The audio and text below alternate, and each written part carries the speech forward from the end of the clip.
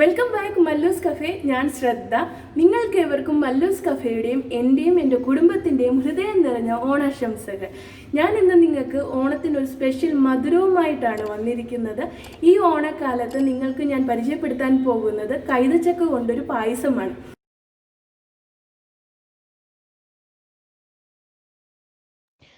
അപ്പോൾ പൈനാപ്പിൾ പായസം റെഡിയാക്കാൻ വേണ്ടി ഞാനിവിടെ നല്ലതുപോലെ പഴുത്ത പൈനാപ്പിളാണ് എടുത്തിരിക്കുന്നത്. പ്രത്യേകം ശ്രദ്ധിക്കുക, പൈനാപ്പിൾ പായസം റെഡിയാക്കുമ്പോൾ നല്ലപോലെ പഴുത്ത പൈനാപ്പിൾ വേണം.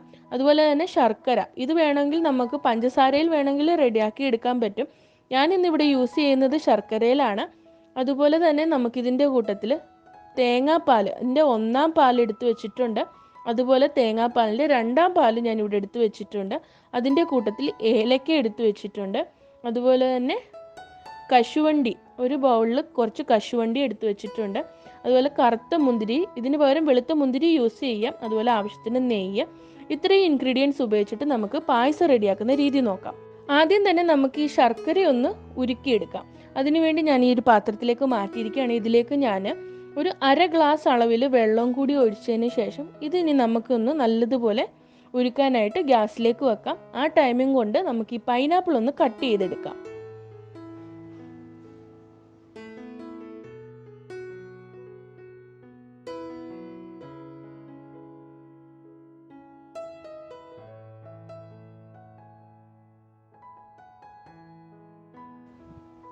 അങ്ങനെ പൈനാപ്പിളൊക്കെ ഇവിടെ ഞാൻ നല്ലപോലെ കട്ട് ചെയ്തെടുത്തിട്ടുണ്ട്. അതുപോലെ തന്നെ ഇതിൻ്റെ മുകളിലുള്ള ഈ ബ്ലാക്ക് പോർഷൻ അതും കൂടി നമുക്ക് നല്ലതുപോലെ ഒന്ന് കട്ടാക്കിയിട്ട് ക്ലീൻ ആക്കി എടുക്കണം.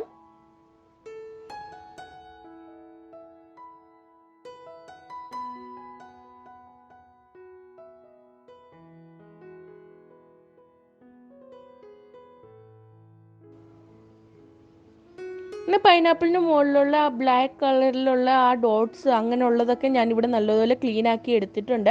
ഇതിനി നമുക്കൊരു കട്ടിംഗ് ബോർഡിൽ വെച്ചിട്ട് ചെറിയ പീസസ് ആയിട്ട് വട്ടത്തിൽ ഇതുപോലെ കട്ട് ചെയ്തെടുക്കാം.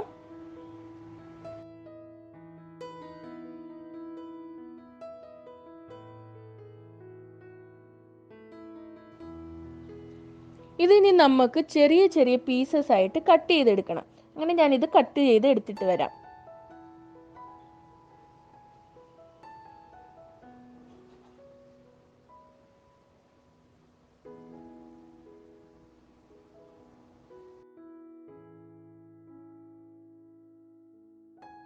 പിന്നെ പൈനാപ്പിളൊക്കെ ഞാൻ ചെറിയ പീസസ് ആയിട്ട് ഇവിടെ കട്ട് ചെയ്തെടുത്തിട്ടുണ്ട്.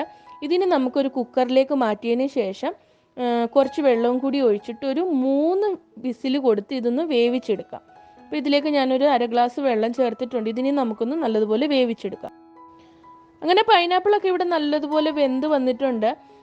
ഇതിനി നമുക്ക് ചെറിയ ചൂടോടുകൂടി മിക്സറിൻ്റെ ജാറിലൊന്നിട്ട് ഇതൊന്ന് നല്ലതുപോലെ ക്രഷ് ചെയ്തെടുക്കാം. ഒരുപാട് അങ്ങ് പേസ്റ്റ് രൂപത്തിൽ അരയേണ്ട ആവശ്യമില്ല.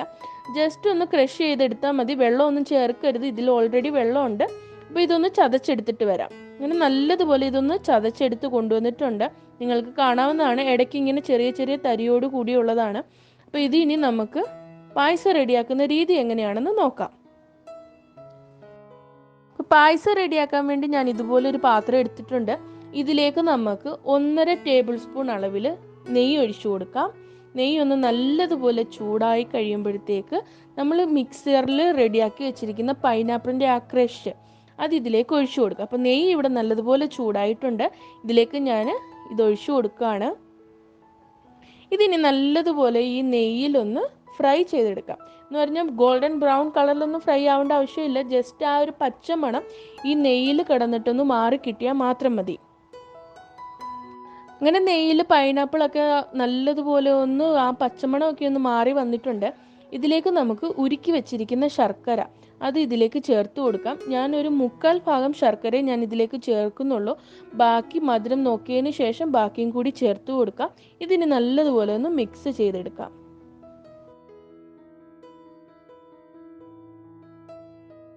അങ്ങനെ ശർക്കരയും പൈനാപ്പിളും ഒക്കെ നല്ലതുപോലെ ഒന്ന് കുറുകി വന്നിട്ടുണ്ട്. ശർക്കരയൊക്കെ നല്ലതുപോലെ പാവായി ആ പൈനാപ്പിളിൽ നല്ലതുപോലെ ഒന്നൊരു കുറുക്കു രൂപമായി വന്നിട്ടുണ്ട്. നിങ്ങൾക്ക് ഇവിടെ കാണാവുന്നതാണ്. അപ്പോൾ ഈ ഒരു ടൈമിൽ നമ്മൾ ചേർക്കാൻ പോകുന്നത് തേങ്ങാപ്പാലിൻ്റെ 2-ാം പാലാണ്. 1-ാം പാലല്ല, 2-ാം പാലാണ് നമ്മൾ ഈ ടൈമിൽ ചേർക്കുന്നത്. അപ്പോൾ രണ്ടാം പാല് ചേർത്തതിന് ശേഷം ഇത് നല്ലതുപോലെ ഒന്ന് മിക്സ് ചെയ്തിട്ട് ഇതൊന്ന് കുറുകി വരുന്നത് വരെ നമുക്കൊന്ന് വെയിറ്റ് ചെയ്യാം.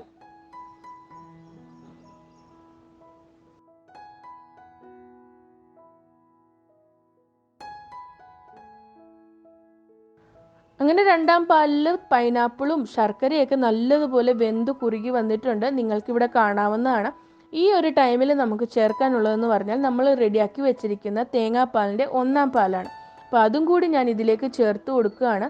തേങ്ങാപ്പാലിൻ്റെ ഒന്നാം പാൽ ചേർത്തതിന് ശേഷം പ്രത്യേകം ശ്രദ്ധിക്കുക, ഒരുപാട് തിളപ്പിക്കാൻ പാടില്ല. ജസ്റ്റ് ഒരു ചെറിയ തിള വരുമ്പോഴേ നമുക്ക് ഗ്യാസ് ഓഫ് ചെയ്യേണ്ടതാണ്. അപ്പോൾ ഇനി ഇതിലേക്ക് ഞാൻ ചേർത്ത് കൊടുക്കാൻ ബാക്കിയുള്ളതെന്ന് പറഞ്ഞാൽ നമ്മൾ എടുത്തു വെച്ചിരുന്ന ഏലയ്ക്ക, അത് ഞാൻ ഒരു 2 ടേബിൾ സ്പൂൺ പഞ്ചസാരയും കൂടി ചേർത്തിട്ട് പൊടിച്ചെടുത്തതാണ്. അതും കൂടി ഇതിലേക്ക് ചേർത്ത് കൊടുക്കുകയാണ്.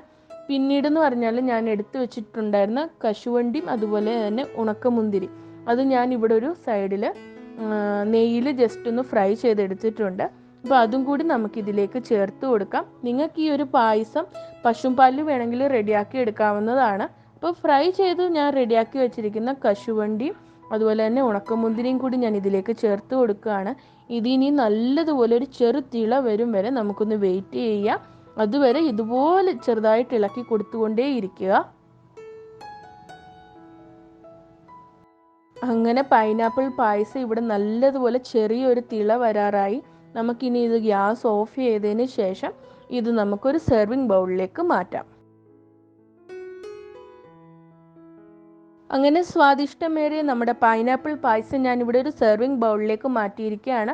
ഈ ഓണക്കാലത്ത് നല്ല മധുരമേറിയ പൈനാപ്പിൾ വെച്ചിട്ട് ഞാൻ റെഡിയാക്കിയ പൈനാപ്പിൾ പായസമാണ്. അപ്പം നിങ്ങളേവരും ഈ ഓണക്കാലത്ത് ഇതൊന്ന് ട്രൈ ചെയ്ത് നോക്കുക. അതുപോലെ തന്നെ നിങ്ങളുടെ വിലയേറിയ അഭിപ്രായങ്ങളും ഞങ്ങളെ അറിയിക്കുക. ഒരിക്കൽ കൂടി എല്ലാവർക്കും എൻ്റെ ഹൃദയം നിറഞ്ഞ ഓണാശംസകൾ.